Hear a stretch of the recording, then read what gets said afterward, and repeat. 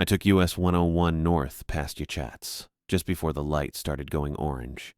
The Harbor View Lodge sat about a quarter-mile off the highway down a cracked access road, wedged between the tree line and a stretch of rocky beach that didn't get much traffic. I'd driven past it maybe a dozen times without really noticing it. That's the kind of place it was. My phone buzzed in the cup holder. I didn't look.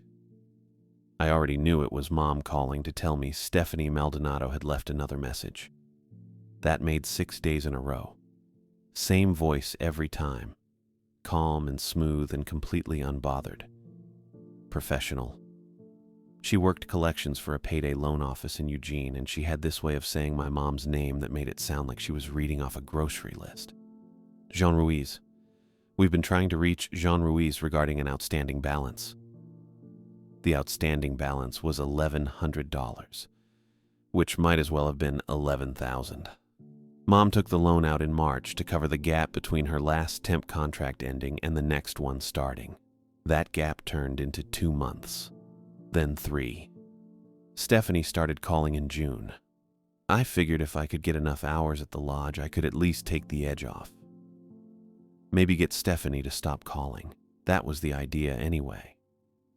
The parking lot had 6 spaces and only 1 car in it when I pulled in. A white sedan, older model, streaked with salt and dirt. The lodge itself was 2 stories. Wood siding that used to be blue but had faded into something closer to gray. The sign out front said Harbor View in peeling letters, and underneath that, vacancy. The second word was always lit. I grabbed my jacket from the passenger seat and got out. The wind off the water hit me right away, cold and damp and tasting like kelp. I could hear the surf from where I stood, a low, constant roll that didn't quite cover the creaking from the lodge's weathered frame. The front door wasn't locked. I pushed it open and stepped into a small lobby that smelled like old carpet and pine sol.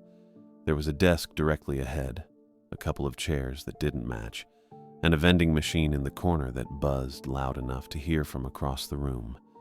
The lighting was yellow and dim, the kind that made everything look a little sick.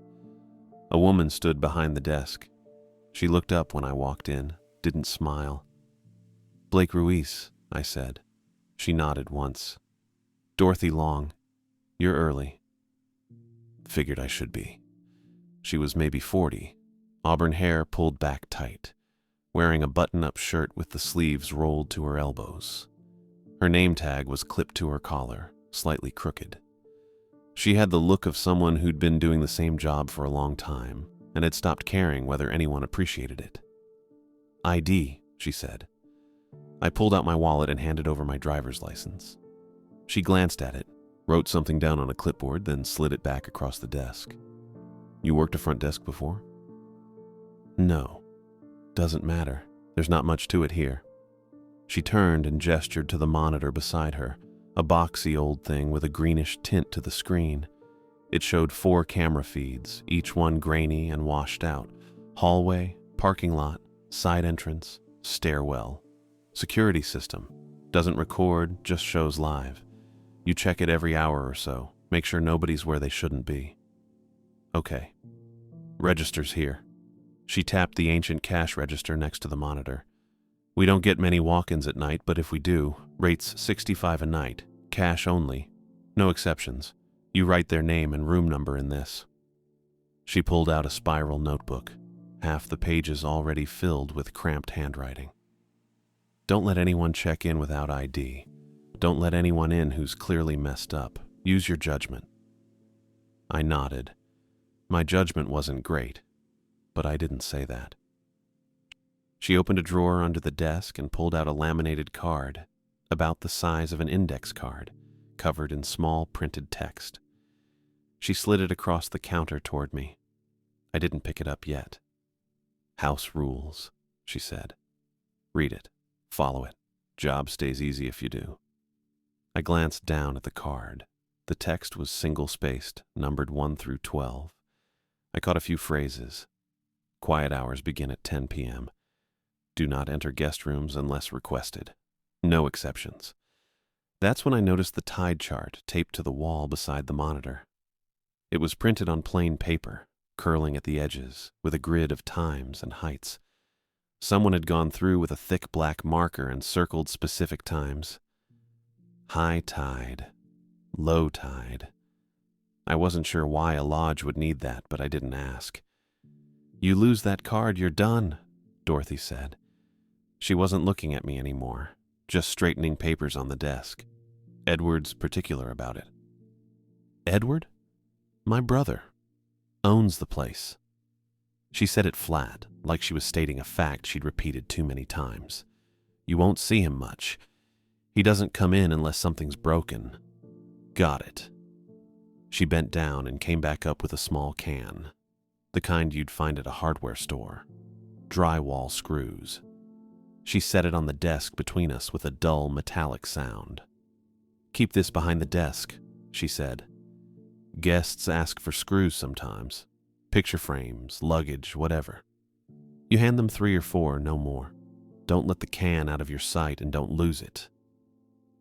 I stared at the can. It was beat up, dented on one side, with a label that was half scraped off. "Okay. I'm serious. You lose it, that's a problem. I won't lose it." She held my eyes for a second, then nodded. "Your shift's 10 p.m. to 6 a.m., weeknights only for now. If it works out, we'll add weekends. You get $200 a week, cash, paid Fridays, no taxes, no paperwork. That work for you?" $200 wasn't much, but it was fast and it was quiet. "Yeah." "Good." She grabbed her jacket from the back of the chair and shrugged it on. "Lock the front door at 11. Don't open it after that unless it's an emergency. Phone's under the desk if you need it, but cell service is trash here, so don't count on it. Questions?" I had about a dozen, but none I could put into words yet. "No." "Then you're set." She walked past me toward the door, keys jingling in her hand. She paused with her hand on the handle and looked back. "Respect the building, Blake. It's been here longer than either of us." I didn't know what to say to that, so I just nodded. She left. I heard her car start up outside, gravel crunching under the tires as she pulled out of the lot. Then it was just the wind, the surf, and the hum of the vending machine. I stood there behind the desk with the laminated card in front of me, the can of screws beside the register, and the tide chart on the wall marking times I didn't understand yet. The lodge was quiet in a way that felt too big for the building. After Dorothy left, I picked up the laminated card again. The edges were soft, not worn exactly, but rounded in a way that made me think people had been handling it for a long time. I tilted it under the yellow overhead light and read through the list. Rule 1. Quiet hours begin at 10 p.m. Rule 2. Do not enter guest rooms unless requested. Rule 3. Never open room 11. I stopped there, read it again. Never open room 11. Not room 11 is under renovation or room 11 is unavailable. Just never open it. Rule 4. If the lobby phone rings once after 1:40 a.m., unplug it immediately. Rule 5. Wet sand must be swept into the mop sink and rinsed with cold water only. Rule 6. Remain behind the desk from 2:12 to 2:26 a.m. Do not leave for any reason. Watch the tide chart. Rule 7. If a guest requests screws, provide exactly 7. I set the card down, picked it up again. The whole thing felt like someone messing with me. That was my first thought. Dorothy had this dry way of talking, and maybe her brother Edward was the kind of guy who thought it was funny to freak out new hires. Make up a bunch of weird rules, see how long it takes before the night clerk calls asking what's real and what's not. But some of the details didn't fit that.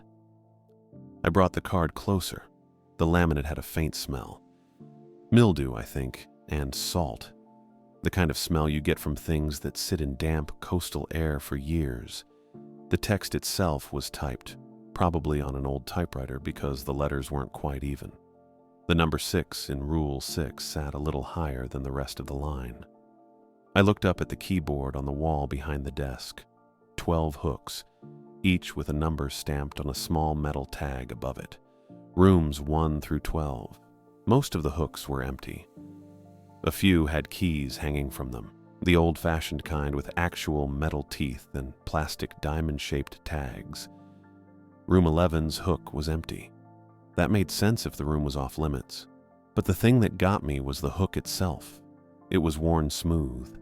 The metal had this dull shine, the kind you see on handrails or door handles that people touch every single day for years. If no one was supposed to open room 11, why did the hook look like that? I set the card on the desk next to the register, rubbed my eyes. Probably I was overthinking it. Dorothy had been serious about the screws too, and that was just about keeping track of supplies. Maybe Rule 3 was the same thing. Maybe room 11 had a busted lock or a mold problem and Edward didn't want to deal with liability. Still felt weird, though. I glanced at the tide chart. The time circled in marker didn't mean anything to me yet. High tide at 2:18 a.m., low tide at 8:36 a.m.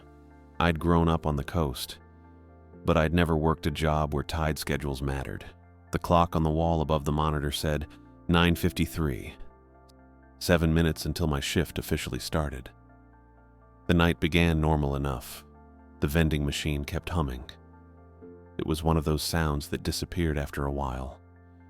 But every few minutes I'd notice it again, and it'd bug me for a second before fading back out. The surf was audible through the walls. Not loud, just present. A low repetitive wash that made the whole building feel like it was breathing. I checked the monitor. 4 feeds, all grainy and washed out in night vision green. Top left, the parking lot. My car and the white sedan Dorothy mentioned. No movement. Top right, the side entrance. A steel door with a push bar, some kind of faded warning sticker I couldn't read on the feed.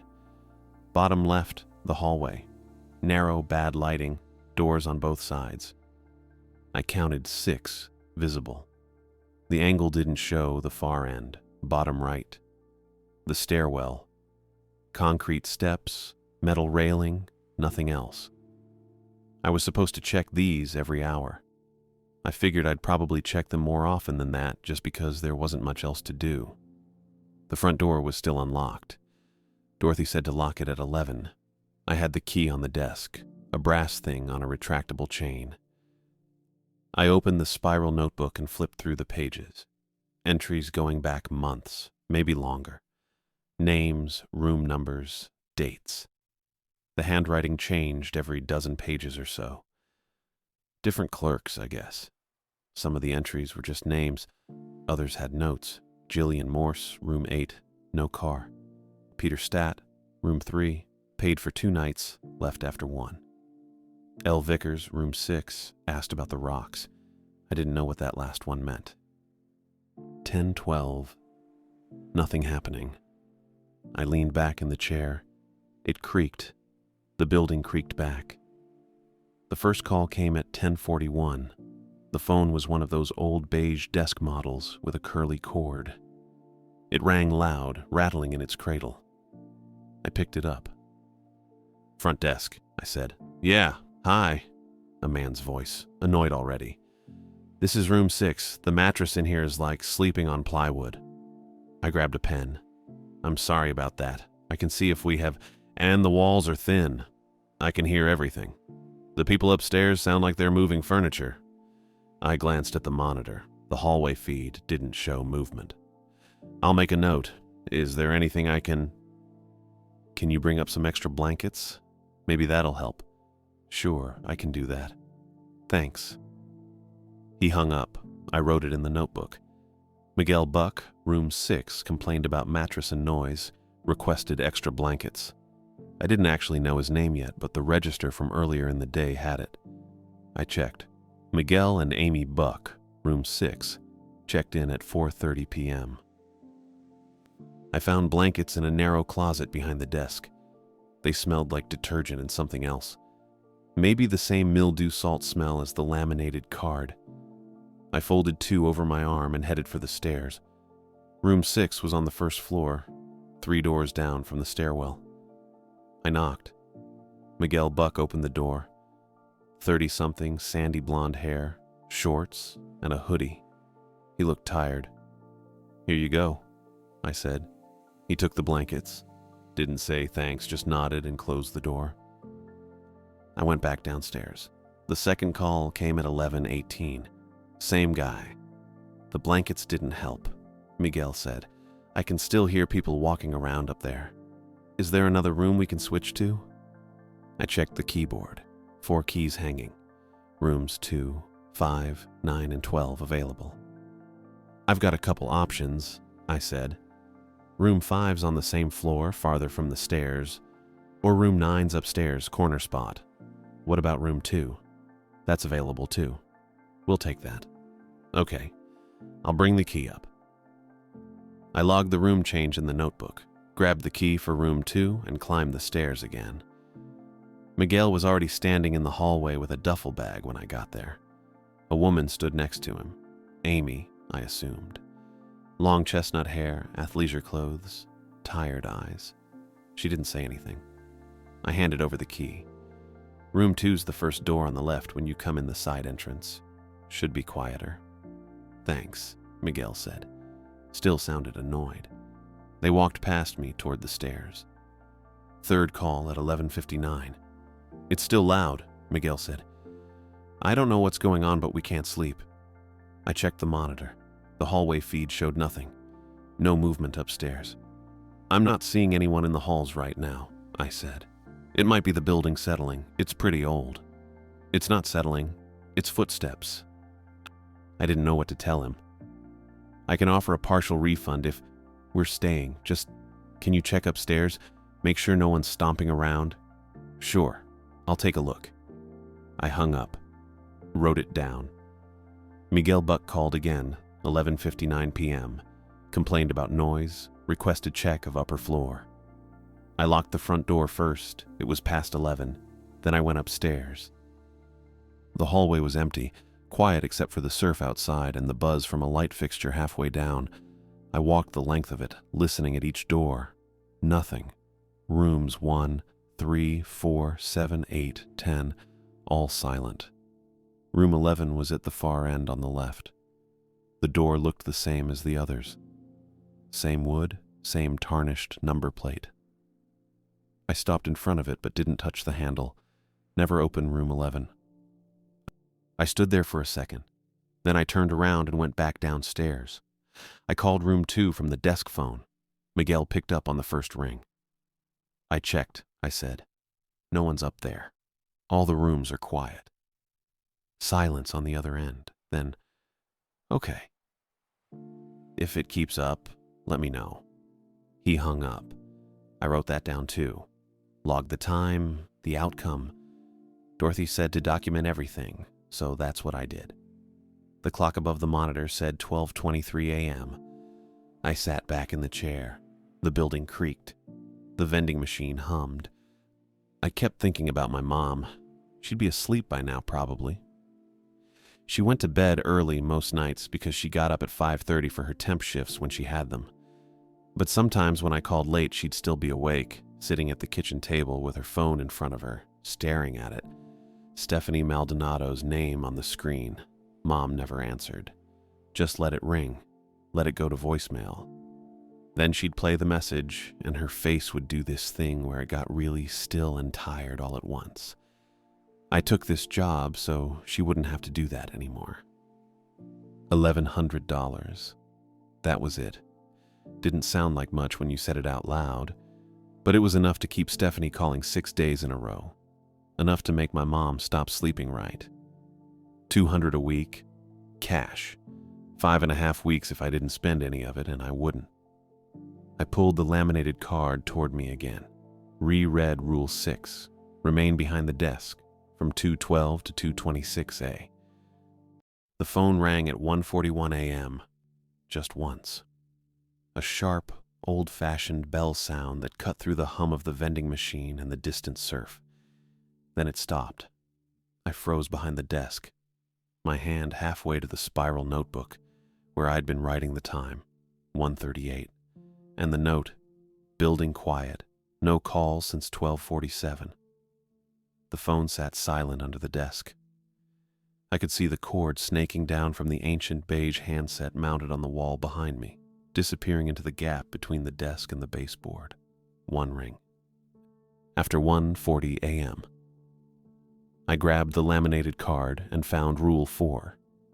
The text was smudged there, the letters slightly fainter than the others, probably from people touching that exact spot over and over. If the lobby phone rings once and stops after 1:40 a.m., unplug it immediately. Do not answer. Do not plug it back in until your shift ends. My heart kicked up. I shoved the chair back and dropped to my knees, fumbling under the desk. The space smelled like dust and something sour I didn't want to identify. The phone cord ran along the baseboard to an outlet near the back corner, sharing space with the monitor's power strip. I grabbed the plug and yanked. It came out clean, no resistance, and the second it did, the whole lobby changed. Not visually. Nothing looked different. But the air went flat, muted, like I just put on a pair of those noise-canceling headphones my mom borrowed once from a coworker, except I could still hear everything. The vending machine, the wind outside, my own breathing. It just felt compressed. Closer. The pressure in my ears shifted, the way it does when you're driving up into the hills and your jaw starts to ache. I stayed on my knees for a few seconds, holding the plug, staring at the wall. Then I stood up slowly and set the plug on the desk where I could see it. Proof I'd done it. Proof I'd followed the rule. The clock read 1:42. I sat back down and pulled the monitor closer. 4 feeds, same as before. Parking lot. My car. Dorothy's white sedan gone now. I'd watched her pull out hours ago. Side entrance. Steel door, closed. The push bar casting a shadow from the exterior light. Stairwell, empty concrete steps.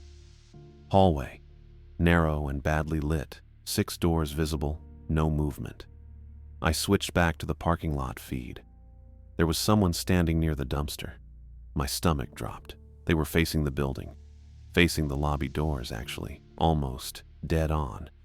The camera angle was high and slightly off-center, so I couldn't see their face clearly, just the shape of a person. But I could see enough. They were soaked. Not damp, not rain-speckled, completely drenched, clothes plastered tight to their body, everything dark with water. Their skin, arms, neck, maybe their face, shined under the parking lot lights, slick and reflective. They weren't moving. Just standing there, maybe 10 feet from the dumpster, 20 feet from the front doors. I leaned closer to the monitor, squinting at the grainy feed. The person's arms hung at their sides. Their head was tilted slightly, but I couldn't tell if they were looking at the doors or just staring blankly in that direction. The lot lights made everything harsh and washed out, shadows pooling weird around their feet. Around their feet. I looked closer. There was a puddle forming. A small dark circle spreading out from where they stood, wider than it should have been for runoff from wet clothes. I checked the time. 1:44. The figure didn't move. I pulled the laminated card over again and scanned the rules. Nothing about people in the parking lot. Nothing about soaked strangers standing outside at 1:44 in the morning staring at the building. But the phone had rung once, and I'd unplugged it, and now this. I kept my eyes on the monitor. The person stayed still, didn't step forward, didn't step back, just stood there dripping under the lights. I checked the other feeds. Hallway, empty. Stairwell, empty. Side entrance closed, back to the parking lot, still there. My hands felt cold. I rubbed them together and glanced at the front door. Locked. I'd locked it at 11, just like Dorothy said. The deadbolt was turned, the little brass knob horizontal. The figure on the monitor didn't move. I watched for another minute, maybe 2. The clock ticked over to 1:46. The vending machine hummed. The building creaked somewhere upstairs, just the frame settling. Then the phone on the desk rang. Not the lobby phone. That one was unplugged, the cord sitting right there in front of me. The room phone. The intercom system that connected the desk to the guest rooms. I grabbed it on the second ring. "Front desk," I said. My voice came out steady. That surprised me. Yeah, hi. Miguel Buck. He sounded annoyed, but also tired now. Worn down. Sorry to call again, but there's a problem with the bathroom. I exhaled. Something normal. Something I could fix. What's the problem? The vent's leaking or dripping. I don't know. There's water and it's getting on the floor and He paused. Can you come check it? I don't want it to flood or whatever. Yeah, I said. I'll be right there. He hung up. I checked the monitor one more time.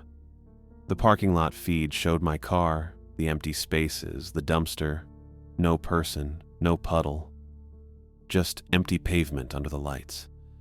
I stared at the screen, rewound what I'd seen in my head, the soaked figure, the water pooling at their feet, the stillness. Gone. I pushed the chair back and stood up. My legs felt shaky, but I ignored it. I grabbed 2 towels from the closet behind the desk, the same closet I'd pulled the blankets from earlier, and headed for the stairs. The stairwell was cold, colder than it should have been. I climbed quickly, the metal railing icy under my palm, and hit the second-floor hallway at 1:49 a.m. Room 6 was 4th on the right. I knocked twice, quiet enough not to wake anyone else. Miguel opened the door almost immediately. He looked worse than before. Hair messed up, eyes a little red, still dressed in the same hoodie and shorts. He stepped aside without a word, and I went in. The room smelled like cheap soap and damp fabric. The bed was unmade, covers half on the floor. A duffel bag sat open near the bathroom door, clothes spilling out. It's in there, Miguel said, pointing. I stepped into the bathroom, small, outdated, tile yellowed with age. Sink, toilet, narrow shower with a plastic curtain pulled half closed. The vent was above the toilet, a square metal grate screwed into the ceiling. I looked up at it. Dry, completely dry. No water, no drips, no condensation. I reached up and touched the grate. Cool metal, bone dry. I don't see any leak, I said. It was dripping before, Miguel said from the doorway. He sounded defensive. I'm not making it up. I believe you, I said. And I did, actually. But it's dry now. Maybe it stopped. He didn't respond. I stepped back, scanning the rest of the bathroom for damage. That's when I saw it. A ring of sand around the base of the toilet. Perfectly round, neat. Like someone had poured it carefully, measured it out to make an exact circle maybe 6 inches from the porcelain on all sides. Wet sand, dark and compact, the grains tight together. I crouched down. The sand was damp but not soaking. It didn't look tracked in, no footprints, no scattered grains leading to the door or the shower. Just the ring, precise and deliberate. My mouth went dry. I stopped. Did you see this before? See what? Miguel leaned in, looked down. Oh, that. Yeah, I thought maybe it came from the vent, I don't know. I didn't answer. I stood up and looked at the vent again. Dry. No sand, no debris, nothing. Rule 5. If you find wet sand inside the building, sweep it carefully into the mop sink in the service closet and rinse with cold water only. Do not use hot water. Do not let it sit. I turned to Miguel. I'll clean this up, it's fine. Okay. He backed out of the doorway. Thanks. I went back downstairs and grabbed the dustpan and small broom from the closet. The service closet was next to the side entrance, a narrow space that smelled like bleach and rust. The mop sink was steel, stained brown along the bottom with a single cold water tap and a pull-chain drain stopper. I carried the dustpan and broom back upstairs. Miguel had closed the door to room 6 but left it unlocked. I knocked once, pushed it open, and went straight to the bathroom. The sand was still there. Same neat ring, same damp texture. I crouched again and started sweeping, slowly, carefully. The grains slid into the dustpan easily, almost too easily. clumping together in tight clusters instead of scattering. I swept the whole ring into the pan. Took maybe 30 seconds. The circle had been perfect, but it broke apart clean. No residue left on the tile. When I was done, the floor looked untouched. No stain, no grit, nothing. Miguel was sitting on the edge of the bed when I came out. He didn't say anything. I nodded at him and left, pulling the door shut behind me. The hallway was quiet. I checked my phone. 1:56 a.m. I had 16 minutes before 2:12, before Rule 6 kicked in, and I had to be behind the desk watching the tide chart. I took the stairs quickly, the dustpan balanced in one hand, broom in the other. The sand shifted slightly as I moved, sliding toward the front edge of the pan, but not spilling. It felt heavier than it should have been, not by much, just enough to notice. The service closet was still dark when I pushed the door open with my shoulder. I fumbled for the pull string light, found it, yanked. The bulb flickered on, dim and yellow, buzzing faintly. The mop sink sat low against the back wall. I set the broom down and stepped up to the edge, holding the dustpan over the basin. Cold water only. I reached for the tap and turned it. The pipes clanked somewhere in the wall, then water came out in a steady stream, icy and clear. I held the dustpan under it and tilted. The sand slid out. Fast. Too fast. It didn't tumble or scatter the way wet sand should. It moved all at once, smooth and fluid, pouring into the basin in a single dark mass. The water hit it, and for a second the sand swirled, grains catching the light. Then it dropped. Straight down the drain, no hesitation, no clumping around the edges or catching on the metal grate. Just gone, like something below had reached up and pulled it. I stood there, staring at the empty basin. The water kept running, splashing against the steel, circling the drain. I turned the tap off. Silence. Just the buzz of the light and my own breathing. I rinsed the dustpan under the tap, checked it for leftover grains. Clean. I set it down and dried my hands on my jeans. The clock on my phone read 1:59. I grabbed the broom, flicked off the light, and headed back to the desk. The lobby looked the same. Monitor still on. 4 feeds cycling. Parking lot empty. Hallway empty. The unplugged phone cord sat on the desk where I'd left it. I sat down and pulled the laminated card close. Rule 4, unplug the phone. Done. Rule 5, sweep the sand, rinse with cold water. Done. Rule 6, stay behind the desk from 2:12 to 2:26 a.m. and watch the tide chart. I looked at the tide chart taped beside the monitor. High tide at 2:18 a.m., circled in thick black marker. 6 minutes from now. I leaned back in the chair. My hands still felt cold. I rubbed them together again, then shoved them in my hoodie pocket. The card wasn't a prank. I'd thought maybe it was. Dorothy's brother messing with new hires, seeing who'd follow the rules and who'd blow them off. But the phone had rung once at 1:41. The soaked figure had been standing in the parking lot, real enough to leave a puddle on the monitor feed. The sand had been in room 6, a perfect ring around the toilet, and it had slid down the drain like something alive. The card wasn't a prank. It was a warning. I stared at the rules, the uneven typewriter text, the soft, rounded edges from years of hands holding it exactly where I was holding it now. People had worked this desk before me. They'd read these same rules. They'd unplugged the phone, swept the sand, stayed behind the desk during the right window, and they'd survived their shifts. That was something. I checked the clock. 2:04 a.m. 8 minutes until 2:12. I kept my eyes on the monitor and waited. I got back to the desk and set the broom and dustpan against the wall behind me. The clock read 2:01, 11 minutes until 2:12. I pulled the monitor closer and checked all 4 feeds. Parking lot, side entrance, stairwell, hallway, nothing moving. I cycled back to the parking lot view and stopped. The soaked person was still there. They hadn't moved from where I'd seen them before, standing maybe 20 feet from the dumpster, facing the lobby doors. Same posture, arms hanging, head tilted. The puddle around their feet looked wider now, spreading farther across the pavement. But that could have been the angle. The camera wasn't great, grainy and washed out under the lot lights. I leaned in closer to the screen. The figure didn't shift, didn't breathe, just stood there like someone had paused them mid-step and forgot to hit play. I blinked and looked again.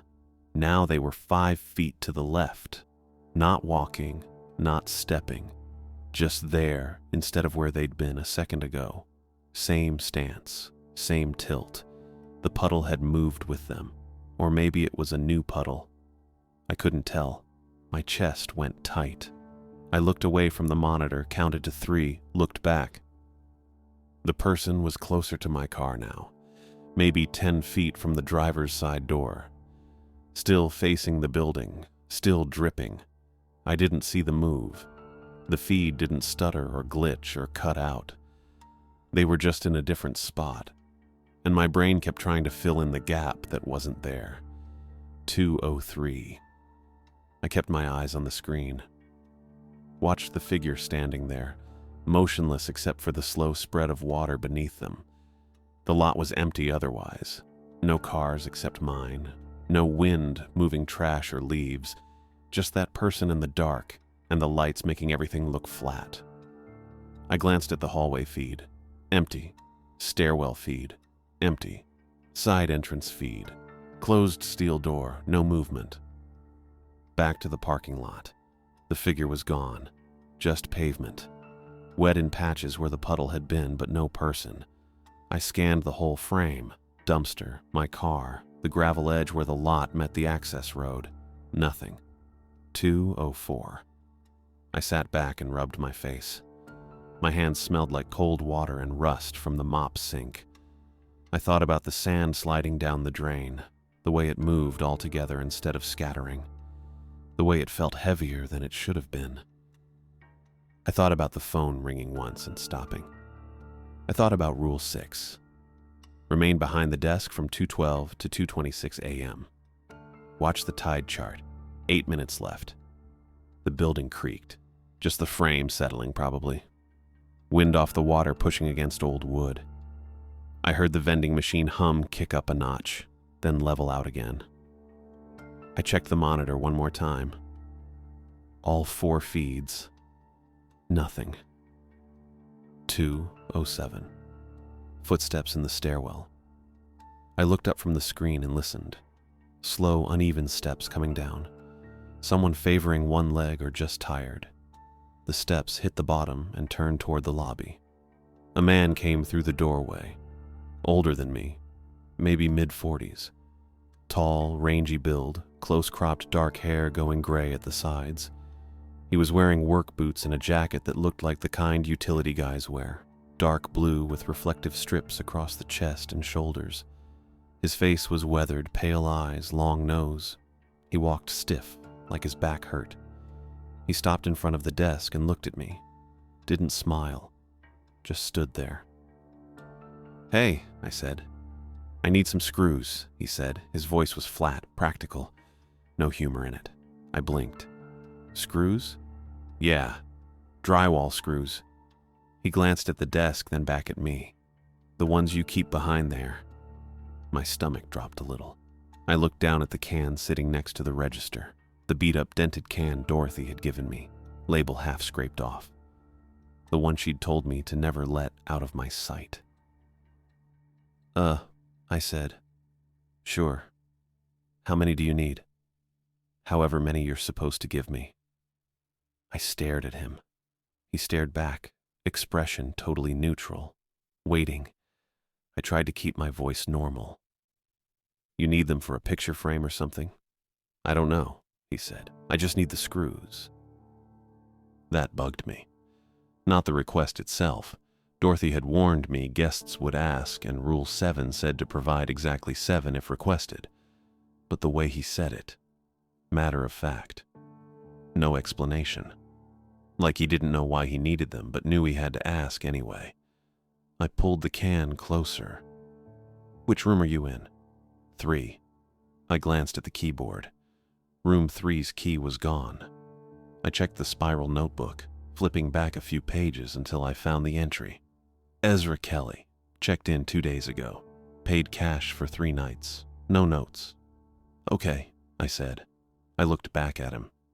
You said you need drywall screws specifically? Yeah. He nodded at the can. That kind. Coincidence, I thought. Dorothy probably mentioned it when he checked in, told him we had screws at the desk if he needed any. That was it. But my hands felt cold. I asked the other woman earlier, Ezra said. She said no. I stopped. What? The woman who was here before. I asked her for the screws and she wouldn't give me any. He frowned a little, like he was trying to remember. I don't know why. I thought maybe I wasn't allowed to have them yet. Dorothy. He was talking about Dorothy. When did you ask her? I said. This afternoon, maybe 4:30 or 5. He shifted his weight, boots scraping the floor. She looked at me weird. Told me to go back to my room. I didn't say anything. Dorothy had been here when I arrived at 9:45 and she'd left maybe 20 minutes later. She would have been here at 4:30. She would have been the one at the desk if Ezra came down asking for screws. And she'd refused him. But she'd told me to give guests 3 or 4 screws when they asked. No big deal. Just for picture frames or luggage. Except Rule 7 said exactly 7, and now Ezra was here asking again, and I didn't know if Dorothy refusing him earlier meant I was supposed to refuse him now, or if the rules had changed, or if this was some kind of test. I don't know why it matters, Ezra said. He looked honestly confused. It's just screws. I reached for the can and pulled it toward me. The metal was cold under my fingers. I unscrewed the lid. It stuck a little, then gave, and set it on the desk. Inside were maybe 24 screws.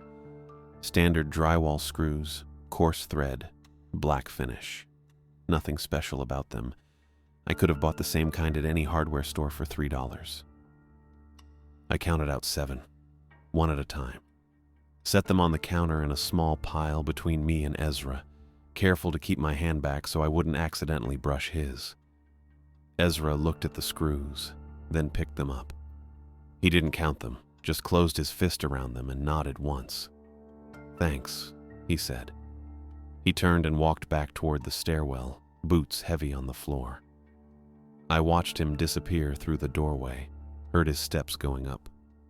209. I screwed the lid back on the can and set it next to the register. My hands were shaking a little. I didn't know why. I checked the monitor, cycled through all 4 feeds. The parking lot was still empty. Side entrance still closed. Stairwell. The image stuttered, just for a second. A flicker, like a frame got dropped. And when it cleared, Ezra was there on the steps, halfway up, but something was wrong with the angle. He was too far to the right, too close to the edge of the frame. I switched to the hallway feed, empty, switched back to the stairwell. Ezra was gone. I switched to the parking lot.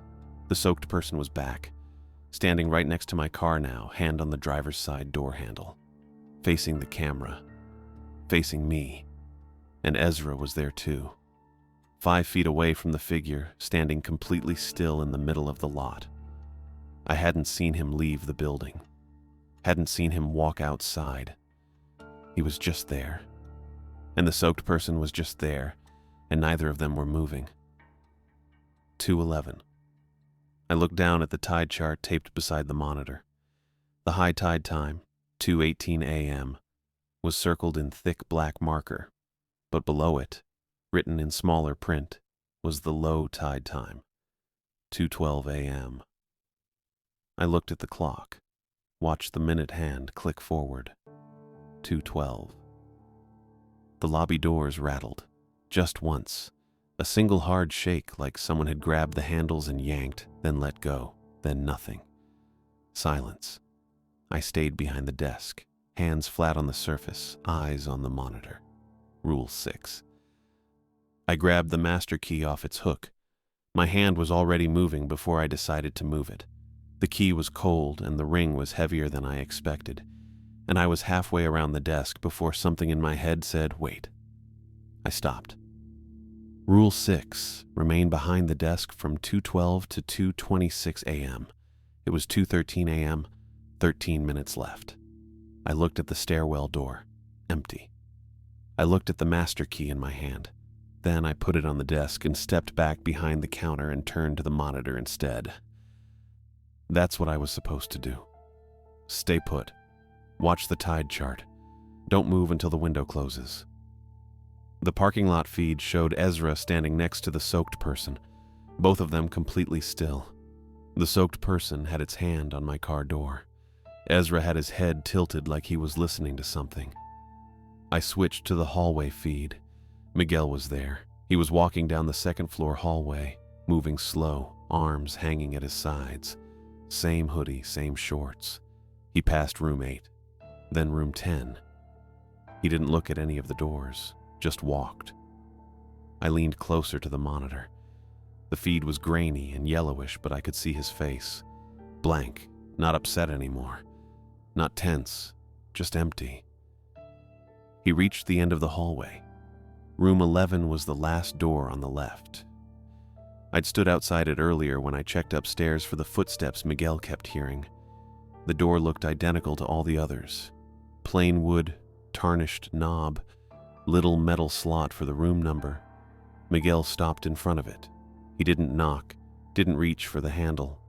He just stood there for 3 seconds, maybe 4, and then he stepped forward and walked straight through. Not opened the door, not pushed it. He passed through the wood, like it wasn't there.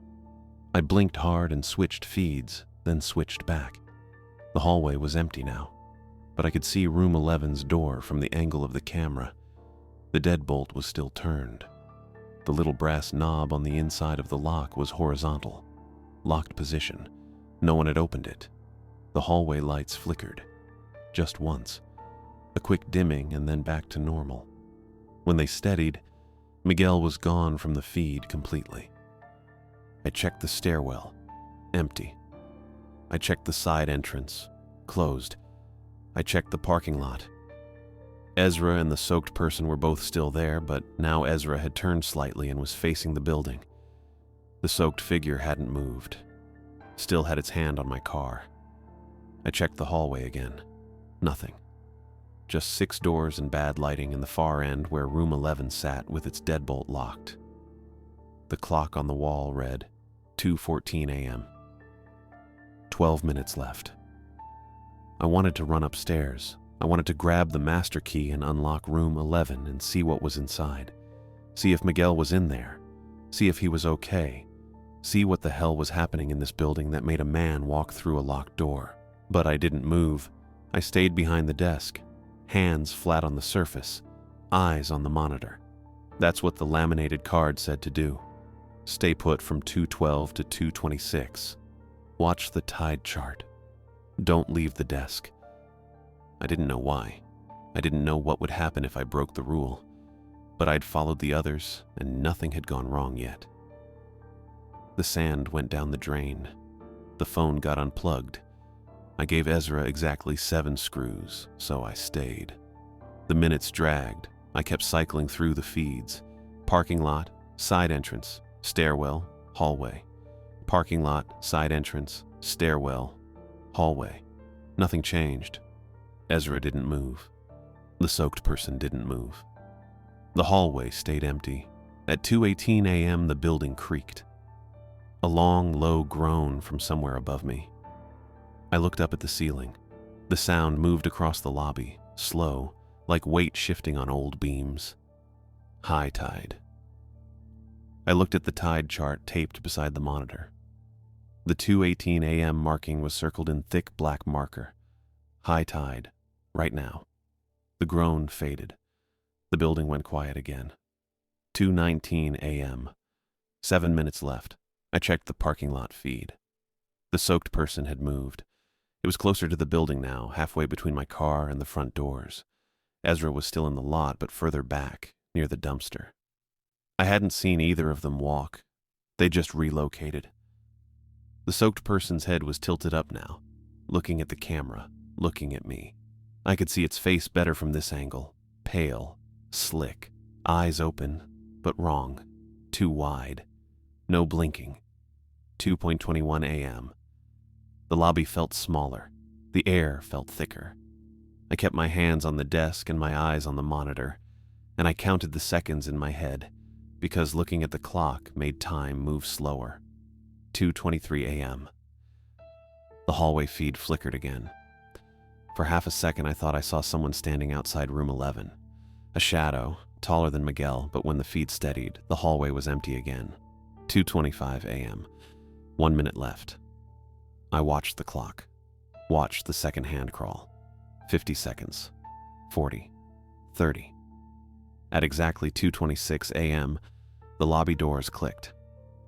A single sharp metallic sound, like a deadbolt sliding open, like someone had just unlocked them from the outside. But no one was at the doors. I could see them through the glass. Empty steps. Empty gravel lot beyond. I looked at the monitor. The soaked person was pressed against the glass now. Face close. Right up against the door. Nose touching. Hands flat on either side of its head. It was staring in. Staring at me. I could see the details now. The skin wasn't just wet. It was covered in grains of sand, stuck to the cheeks, the forehead, the neck, tiny dark specks clinging to the water that ran down its face. Its mouth was open, just slightly. I could see teeth, pale gums. I stepped back from the desk. The unplugged phone rang. One sharp ring, then silence. The phone was still unplugged. I could see the cord sitting on the desk where I'd left it, not connected to anything, but it had rung, clear and loud. The same sound as before. I stared at it. The old beige receiver sitting in its cradle, the coiled cord hanging loose. I was so tired. Tired of the rules. Tired of the laminated card. Tired of doing exactly what I was told without understanding why. Tired of watching people vanish and reappear and walk through locked doors while I sat behind a desk and did nothing. I picked up the receiver. Static at first, wet crackling, then sounds underneath, breathing maybe, or something close to breathing, strained, thick, like someone trying to speak through water. I pressed the phone to my ear and waited. The sounds shifted, formed something close to words, slow, distorted. I couldn't make out individual syllables, but I understood anyway. The meaning pushed through the static and into my head, and I just knew. Room 11 has checked in. The 7 screws need to be returned before the tide turns. I looked at the tide chart. Low tide was listed at 2:12 a.m. in small print, but that had already passed. The next low tide wouldn't be for hours, maybe 6 a.m., maybe later. The wet sounds continued, urgent now, insistent, before the tide turns. I put the phone down. My hand was shaking again.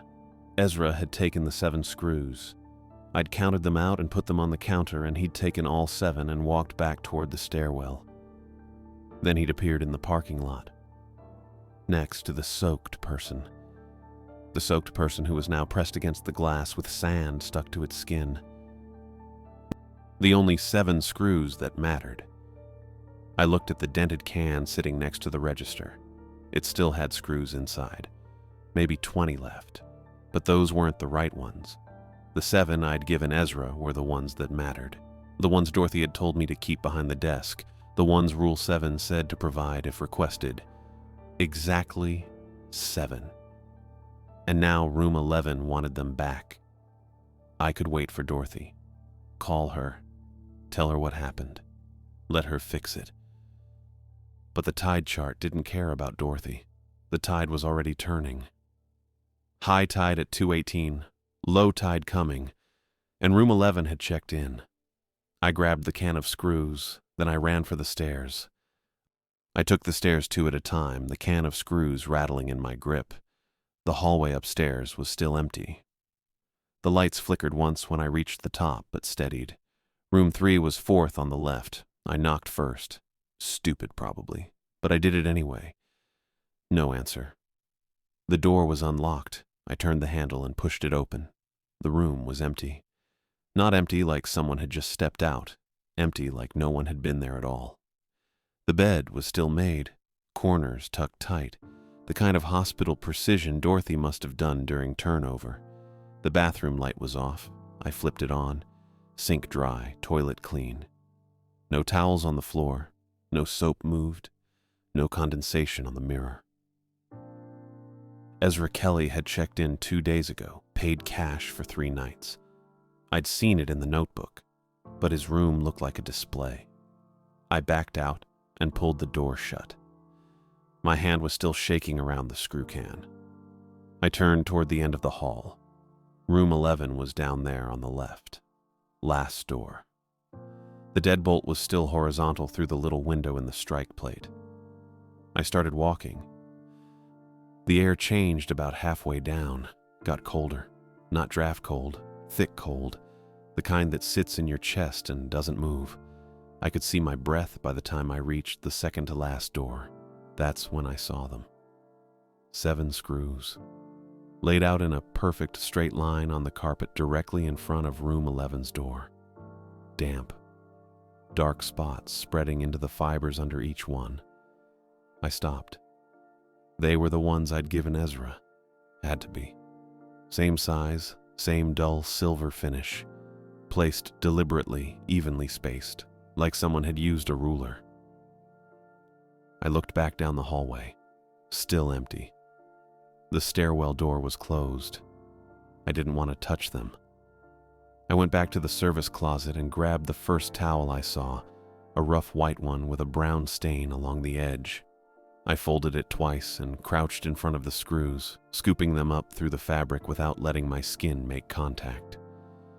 They felt heavier than they should have. The dampness soaked through the towel almost immediately, cold and slick. I stood and turned back toward room 11. The air was worse now, colder, wet. I could taste salt. The deadbolt moved. I watched it happen, slow, deliberate. The horizontal bar rotated counterclockwise inside the strike plate, pulling back into the housing with a soft metallic scrape. The latch shifted next. I heard the bolt tongue slide free of the strike plate. The door didn't open, but it settled in the frame differently, loose, ready, like it was inviting me. I looked down at the towel in my hand, the 7 screws bundled inside, still damp and cold. Then I looked at the gap under the door, maybe an inch, enough. I crouched and started to unwrap the towel. The plan was simple: slide them under, get rid of them, back away. I got the first screw to the threshold when I heard footsteps behind me. Slow, uneven, the same rhythm I'd heard on the monitor. I turned my head. Amy Buck was walking toward me from the stairwell end of the hall. Same blank expression Miguel had worn, arms hanging, eyes open but not focused on anything. She was barefoot, wearing a t-shirt and loose pants, hair loose around her shoulders. She didn't react to me, didn't slow down or speed up, just kept walking. I looked back at the door, at the screws, at the gap underneath. That's when I got it. They wanted me here. Wanted me crouched at the threshold with something in my hands, exposed, distracted. The screws weren't something I needed to return. They were bait.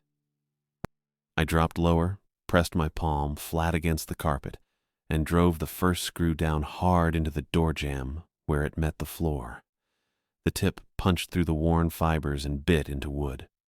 I pulled the master key off my belt loop and used the flat metal edge of the bow to hammer it deeper, angling it so the threads caught the frame and the door's bottom edge both. Amy was 10 feet away. I grabbed the second screw and drove it in next to the first, then the third. The key bent under the pressure but held. Amy was 5 feet away. 4th screw. 5th. I was jamming them in fast now, not caring about angle or depth, just forcing them down through the carpet into the wood, creating a crude barrier that locked the door's edge to the frame. Amy collided with me. She didn't stop, didn't grab or push, just kept moving forward like I wasn't there, her shoulder hitting mine, her weight knocking me sideways. I lost my grip on the sixth screw, but caught myself with one hand on the wall. She walked straight into the door, hit it like it was glass, face first. The whole door shuddered in the frame but didn't open. The screws held. Amy crumpled, dropped straight down onto her knees, then forward onto her hands, head hanging. Something inside room 11 made a sound. High, harsh. Not a voice, not wind, something between the two. It vibrated through the wood, through the floor, up into my teeth. Then it cut off. Silence. I stayed pressed against the wall, breathing hard, the last screw still in my hand. Amy didn't move for maybe 10 seconds. Then her shoulders shifted. Her head came up slowly. She blinked. "What?" Her voice cracked. She blinked again, looked down at her hands on the carpet, then up at me. "Where?" I didn't answer. I grabbed her arm and pulled her to her feet. She stumbled but didn't resist. The wet, rotting smell that had been thick in the air was fading. Not gone, just easing back. I got her to room 6. Miguel's old room. The door was unlocked. I guided her inside, sat her on the edge of the bed, and locked the door from the inside using the push button on the handle. Then I grabbed the 2 towels from the bathroom and the unopened water bottle from the bedside table and set them next to her. "Stay here," I said. She nodded, still blinking, still confused. I didn't try to explain. I left and pulled the door shut, heard the lock catch. Back at room 11, I crouched again. The 6 screws I'd driven in were holding, but the gap between door and frame was still flexing slightly when I pressed my palm against the wood. Not enough. I took the 7th screw and positioned it directly over the strike plate, where the deadbolt would normally slide through. I drove it in at an angle using the master key again, forcing the threads through the thin metal plate and into the jamb behind it. The tip bent, but the screw sank deep enough to pin the bolt mechanism.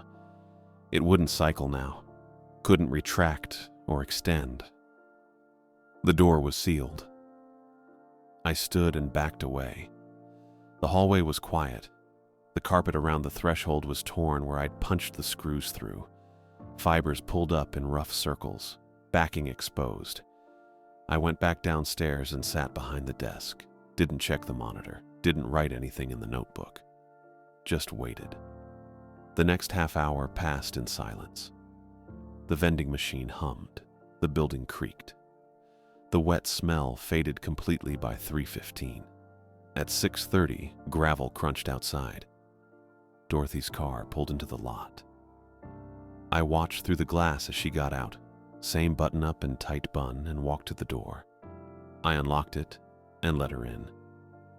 She looked at me, then at the desk, then back at me. "Upstairs," I said.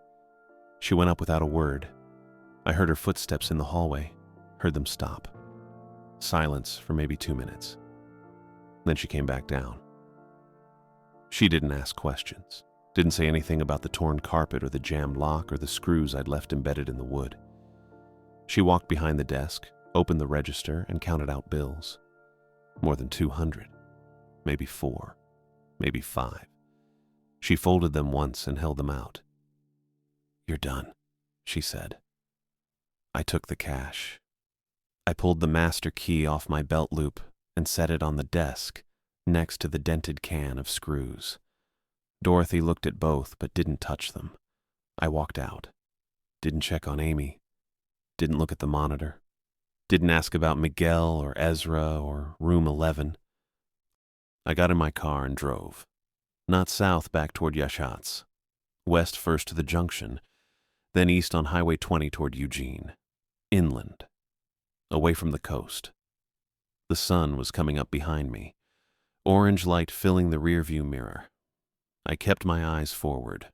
I stayed alive, kept the ocean behind me. I was jobless. Mom still had Stephanie Maldonado calling 6 days a week. The $1,100 was still there. But I was driving inland, and I wasn't going back.